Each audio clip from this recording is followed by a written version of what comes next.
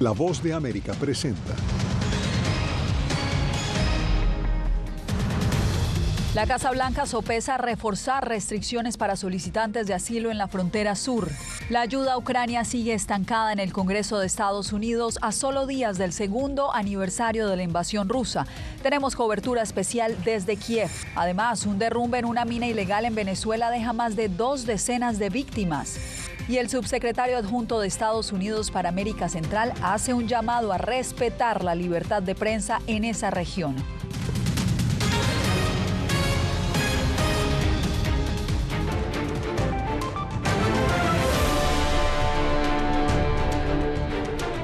Desde Washington comienza El Mundo al Día. Bienvenidos. La Casa Blanca está contemplando medidas ejecutivas para limitar la llegada irregular de migrantes por la frontera sur. El plan no ha sido formalizado aún, pero ya genera debate ante la posible implementación de medidas similares a las adoptadas durante el mandato del expresidente Donald Trump. Paula Díaz nos acompaña desde la Casa Blanca. Paula, cuéntanos de qué se trata este plan. Yasmín, el presidente Biden contempla emitir un decreto para suspender temporalmente las solicitudes de asilo a los migrantes que crucen la frontera de manera irregular. Esto como respuesta a la masiva llegada de migrantes a este país.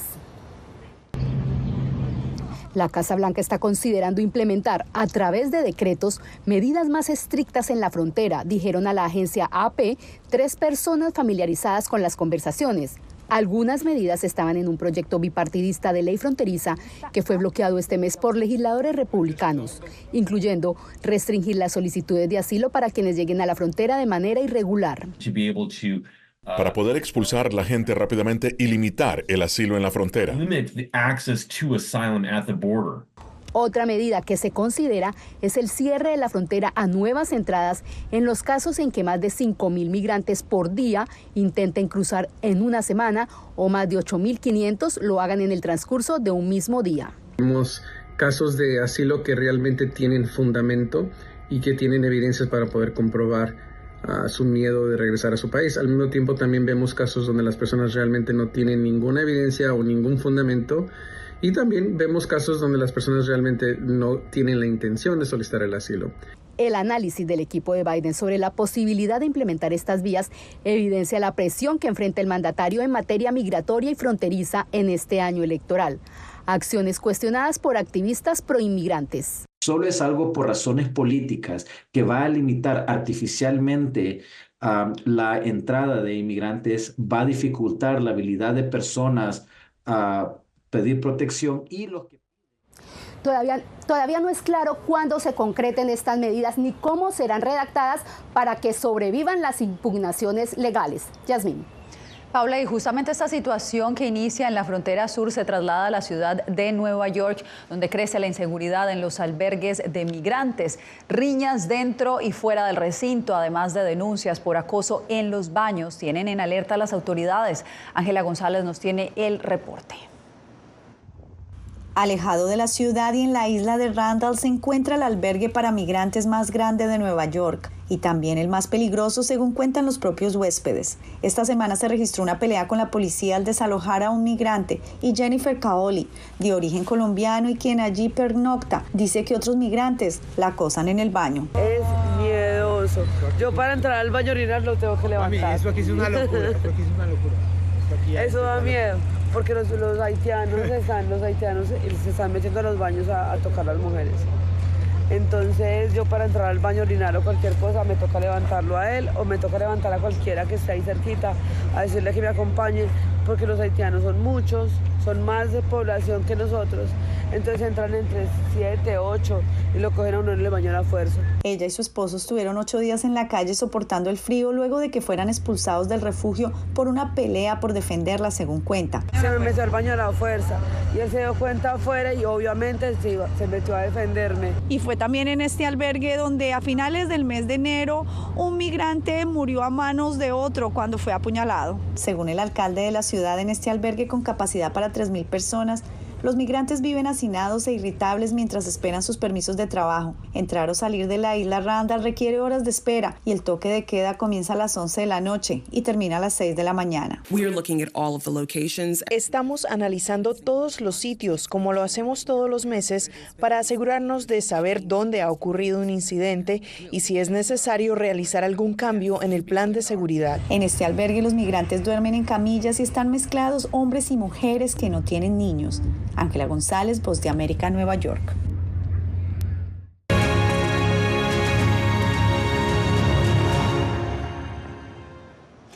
Este 24 de febrero se cumplen 2 años de la invasión de Rusia a Ucrania. Por eso La Voz de América viajó hasta Kiev. Desde allá precisamente nos acompañan en vivo Celia Mendoza y Jorge Agobián en esta cobertura especial. Compañeros, en estos 2 años la guerra no ha cesado, sin embargo muchas cosas han cambiado para los ucranianos. Comienzo contigo, Jorge. ¿Cuál ha sido tu experiencia viviendo de primera mano y escuchando a los ucranianos? Yasmín, hemos viajado a varias zonas en las que las tropas de Rusia causaron destrozos que se mantienen, escuelas, casas, hospitales, también carreteras totalmente destruidas. Casi 2 años después del inicio de la invasión rusa. Me ha llamado mucho la atención que con la mayoría de las personas con las que hemos conversado y de las que hemos obtenido testimonios coinciden en un llamado para que el mundo no se olvide de lo que está ocurriendo en Ucrania, pero también esa sintonía que tienen con Estados Unidos y las decisiones que se toman en Estados Unidos, sobre todo las referentes a Ucrania. Y en este momento, con la mirada puesta que tienen en el Congreso en Washington, donde se mantiene estancado un proyecto multimillonario de asistencia militar a Ucrania. Para muchos de ellos, la esperanza en el futuro está puesta en eso. La cuestión de la ayuda militar de Estados Unidos a Kiev queda como la manzana de la discordia en Washington. Los republicanos de la Cámara de Representantes aún se niegan a tomar en consideración cualquier propuesta, incluso un paquete aprobado en el Senado, sin antes abordar la crisis fronteriza al sur del país. La Casa Blanca trata de negociar con los republicanos, pero la frustración permanece.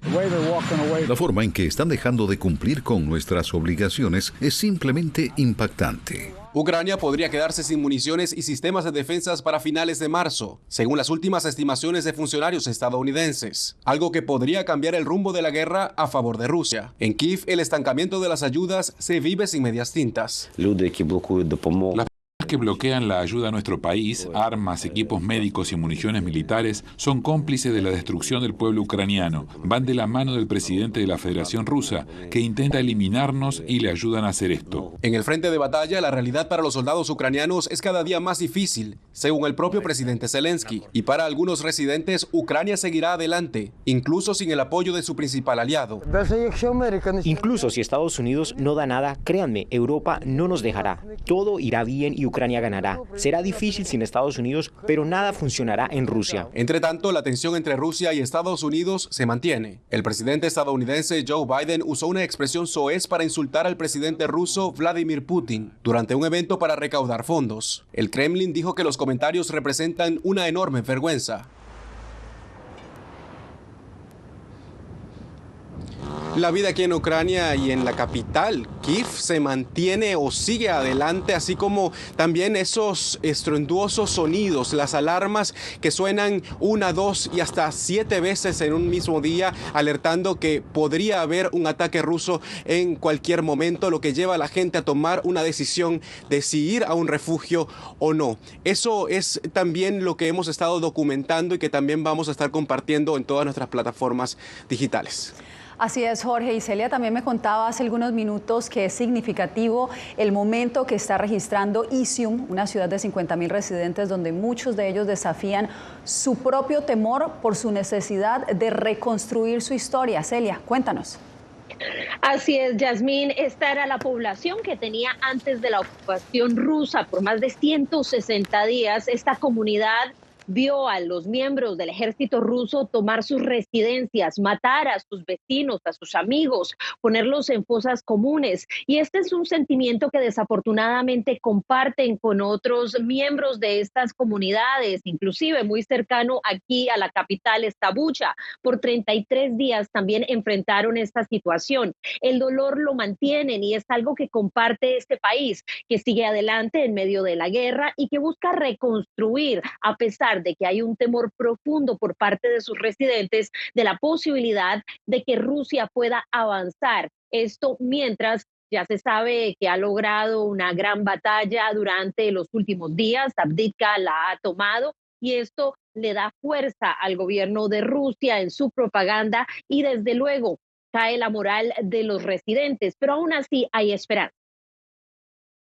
Todas las aulas de la institución fueron destruidas, en todas las oficinas, incluso interruptores, enchufes, puertas arrancadas, linóleo fue retirado, baterías y tuberías fueron cortadas. El sistema de calefacción fue completamente destruido. Olena Andrushuk es la directora del Liceo número 11 de Izum, una ciudad que fue ocupada por las fuerzas rusas desde marzo hasta septiembre de 2022. Soldados rusos usaron el edificio como residencia. Algo doloroso para Olena, quien a sus 53 años revela que ha pasado en estos pasillos 43 años como estudiante en el primer grado, maestra, madre de familia y directora. Después de que vimos que todo fue destruido y ahora qué belleza hay en nuestra escuela y los niños vienen aquí. Tomando ahora las clases en el sótano porque la amenaza rusa continúa. Estamos haciendo una entrevista justo con una de las profesoras cuando pudimos escuchar que las alarmas están sonando. Esto obligó a que paráramos un poco nuestra entrevista, pero también muestra la realidad que viven diariamente y la necesidad que tienen de estar en lugares como estos para que los niños puedan estudiar. Nuestro territorio está fuertemente minado. Esto se aplica más a los territorios adyacentes, ríos, franjas forestales, campos, bosques. En la propia ciudad, nuestros trabajadores de emergencia y equipos internacionales de desminado han estado trabajando durante más de un año y ahora la situación es más o menos normal. Sin embargo, el peligro es latente. Durante nuestra visita, un auto pasó sobre una mina, 2 personas murieron y una más resultó herida. Es necesario verificar lo que hay en el territorio y en las casas, porque todo fue muy minado. 2 años después de la invasión rusa, esta ciudad todavía tiene las secuelas de lo sucedido aquí. Como pueden observar, hay edificios destruidos y por lo menos 27,000 personas han regresado a vivir permanentemente aquí y asimismo esperan hacer la reconstrucción lo antes posible. No había ventanas en casi todas las casas. Aquí incluso estos apartamentos se destruyeron parcialmente. El año pasado se reparó, se reemplazaron las ventanas, se comenzó a arreglar el aislante. Este año terminaremos el trabajo. Y hay muchas casas en la misma situación. Y sin la ayuda internacional será muy difícil para nosotros restaurar todo esto. Así que, por favor, ayúdenos.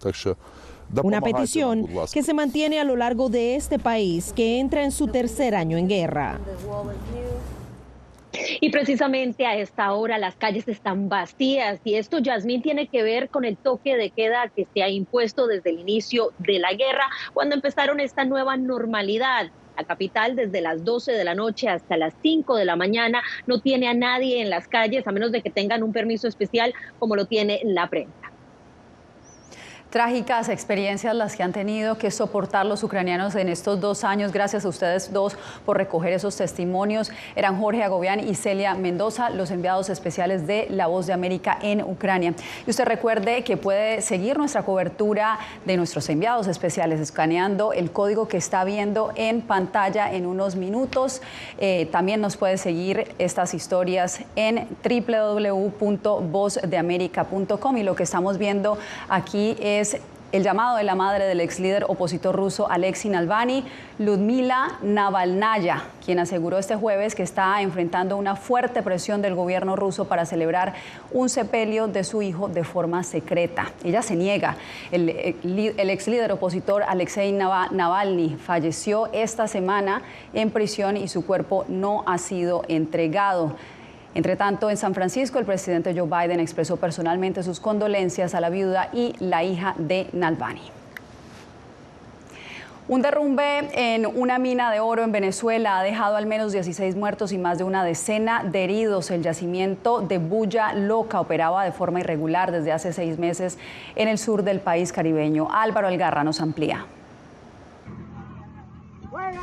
El colapso de una mina artesanal ocurrido el martes en el estado Bolívar, en el sur de Venezuela, acabó con la vida de al menos 16 mineros y dejó heridos otros 11 que trabajaban a cielo abierto en un yacimiento ilegal, según informó el presidente Nicolás Maduro. Y transmito mis condolencias a los familiares y allegados de estas personas que lamentablemente fallecieron en este accidente al desplomarse esta mina ilegal. Karina Ríos, familiar de una de las víctimas, pidió al gobierno apoyo con los equipos necesarios para rescatar a los cuerpos que permanecen bajo los escombros. A el papá de mi hija, que quedó tapiado en el día de ayer, trabajando la mina. Fue a buscar el sustento de sus hijos, el sustento de su hogar. Estamos aquí esperando, por favor, que el gobierno nos apoye con helicópteros, aviones, como sea. El activista por los derechos humanos Eduardo Torres dijo que la ilegalidad en las zonas mineras al sur del país está acabando con la vida de muchos venezolanos. Nuestros jóvenes, porque están obligados a irse a la mina ante la falta de seguridad social, de salarios, de empleo.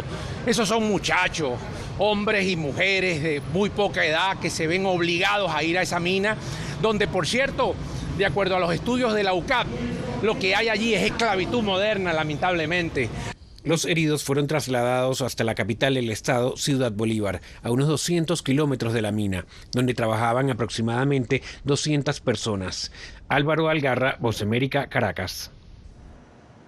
El caso de una periodista encarcelada en Guatemala reimpulsó el llamado de Estados Unidos para toda Centroamérica sobre la libertad de prensa. Eugenia Sagastume nos amplía. Todas las sociedades dependen de la información, dependen de la transparencia y la rendición de cuentas que aporta una prensa libre. Ese es el mensaje del subsecretario adjunto del Departamento de Estado, Eric Jacobstein, respecto a la libertad de prensa en Guatemala y después de visitar en prisión al periodista José Rubén Zamora. Cuando se encarcela a periodistas, esto menoscaba la libertad de expresión de todos.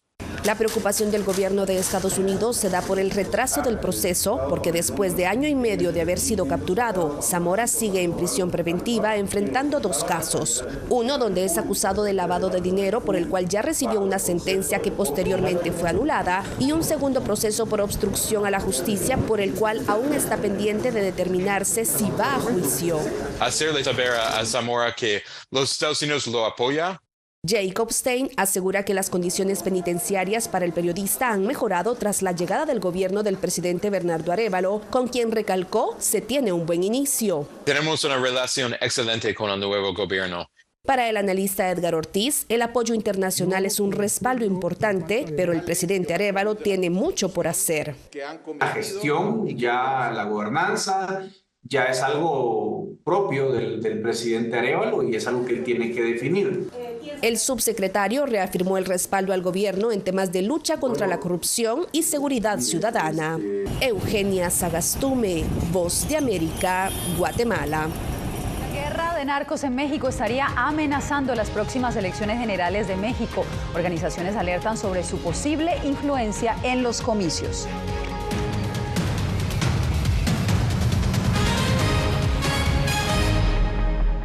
A 2 años de la invasión rusa a Ucrania, La Voz de América informa desde el corazón del conflicto. Secuelas de la invasión rusa a este pueblo.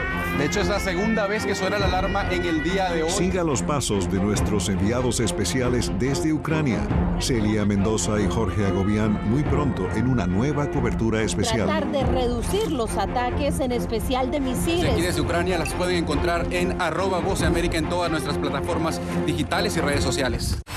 La intolerancia es una característica, no la excepción. Periodismo. La prensa libre importa. Una coproducción de La Voz de América y CDN. No puedo mirar hacia otra parte cuando veo lo que está ante mis ojos. Disponible en vozdeamerica.com. Desde las ciudades más emblemáticas hasta los rincones más remotos del planeta. La Voz de América te trae las noticias más recientes. Con una garantía de credibilidad y balance. Como la mayor radiodifusora de noticias de Estados Unidos a la comunidad internacional, te ofrecemos una perspectiva única sobre la realidad de este país, Latinoamérica y el resto del mundo. Ya sea a través de radio, televisión, web o redes sociales, estamos a tu lado en cada plataforma. Llenó de orgullo a su nación conquistando títulos alrededor del mundo.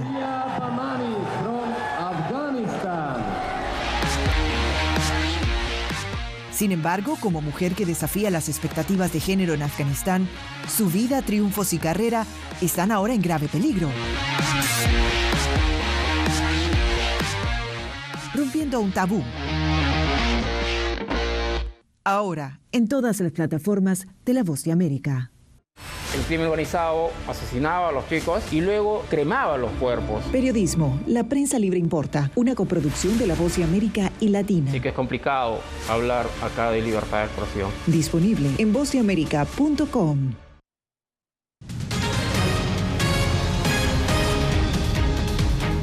México se prepara para sus elecciones y varias organizaciones advierten sobre el riesgo creciente de que el crimen organizado intervenga en los comicios. Vicente Calderón nos informa que ya ha habido varios casos de violencia política. Cuando la candidata de la oposición se inscribió para buscar la presidencia de México, habló de una preocupación creciente de cara al 2 de junio, la injerencia del crimen organizado en las elecciones. Los magistrados del Tribunal Electoral, ellos han dicho que la violencia generalizada en la elección puede derivar en la anulación de los comicios. Es un tema cada vez más frecuente en la contienda que empezará oficialmente en marzo. Es muy probable que este proceso electoral en efecto se convierta en el más violento de la historia. La empresa Integralia Consultores publicó un mapa de riesgos de la intervención del crimen en las elecciones. Ha habido registro de incidentes muy particulares en casillas, que tiene que ver con la intervención directa en casillas del crimen organizado.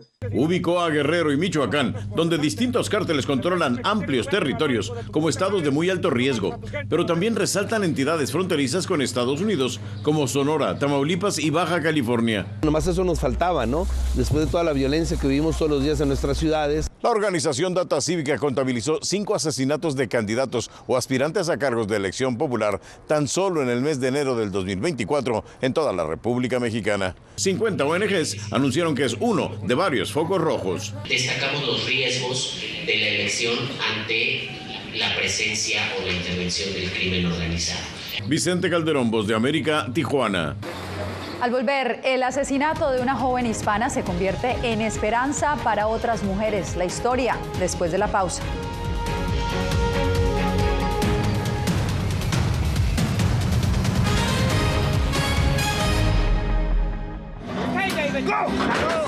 La Voz de América presenta testimonios de tolerancia directamente desde el corazón de una de las regiones más conservadoras de Estados Unidos.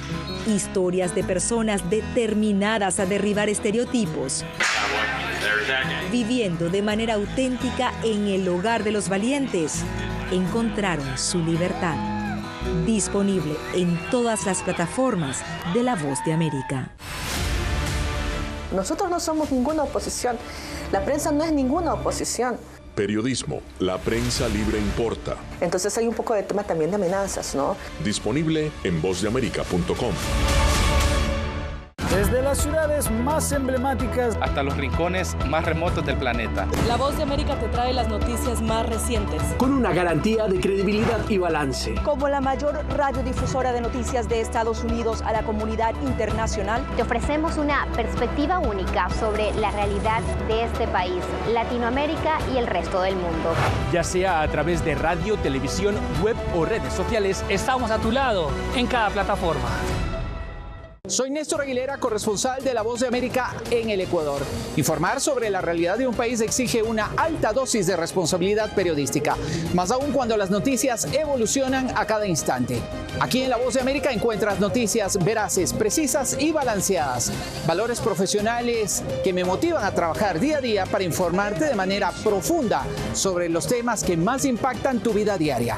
Porque en La Voz de América, la prensa libre importa.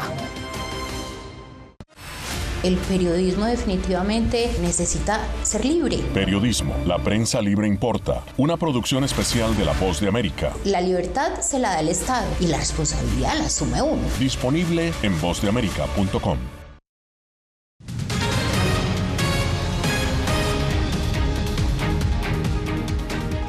La tragedia de una joven madre inmigrante asesinada para robarle a su bebé del vientre se convierte en esperanza para otras mujeres gestantes. Desde Waukegan, Illinois, Enrique García Fuentes nos presenta la historia. Cientos de paquetes de pañales, además de toallas, ropa y zapatos para bebé, fueron donados a madres de escasos recursos como un tributo a la vida de Marlene Ochoa y su hijo Yadiel. La joven madre fue estrangulada y su bebé arrancado de su vientre en abril del 2019. Marlene fue atraída a la casa de los homicidas bajo engaño. Le ofrecieron regalarle ropa y otros artículos para su bebé. Por eso su familia, con el apoyo de una iglesia y grupos comunitarios, lanzaron la campaña Proyecto Marlene y Yadiel para ayudar a otras mujeres embarazadas con artículos para bebé. Llegar a un lugar seguro para que no puedan llegar a un domicilio donde no puedan saber qué es lo que va a haber adentro.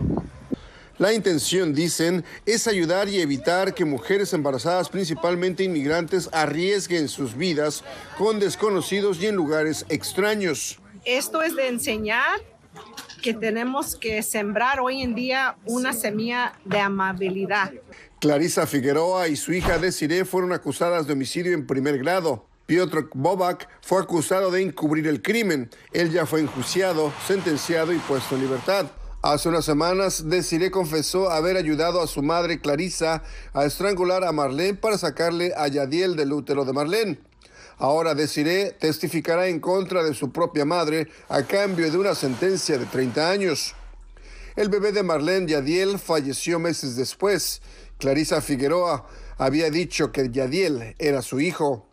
Marlene Ochoa tenía 19 años de edad, estudiaba la preparatoria o high school y contaba con 9 meses de embarazo cuando fue asesinada en el suroeste de Chicago.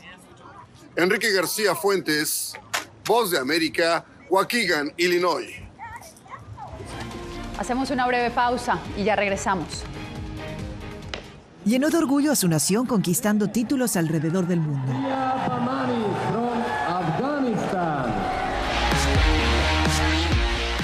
Sin embargo, como mujer que desafía las expectativas de género en Afganistán, su vida, triunfos y carrera están ahora en grave peligro.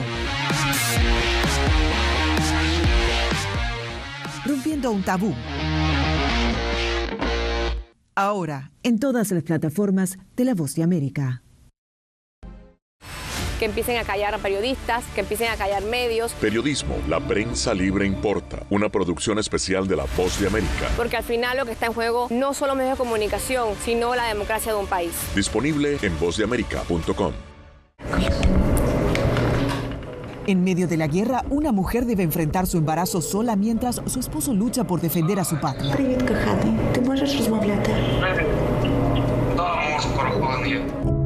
Desde Kiev conoceremos una historia donde la angustia y la esperanza forman parte del día a día. Madre Ucrania.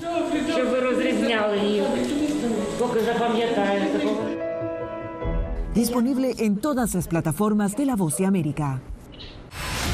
Poder recuperar la libertad de prensa. Periodismo, la prensa libre importa. Una producción especial de La Voz de América. Se ejerció esta profesión con mucho miedo. Disponible en vozdeamerica.com. ¿Quieres mantenerte informado de primera mano? Únete a nuestro canal de WhatsApp. Lo que ocurre en Estados Unidos, América Latina y el mundo directamente a tu celular. Escanea el código que ves en pantalla y conéctate con las noticias para recibir información veraz y balanceada. Noticias de última hora, reportes originales y verificación de información. Porque en La Voz de América, la prensa libre importa.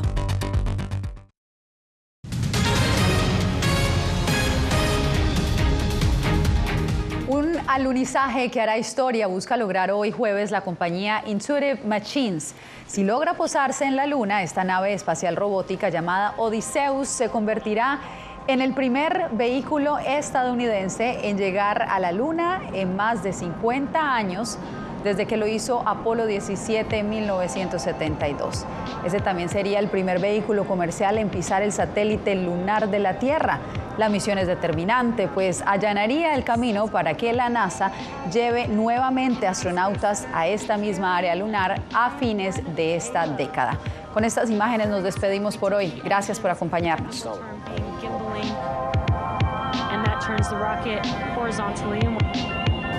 Which is where the first and second stage will separate. And the first stage booster will begin its trip back to Earth. And the second stage vehicle will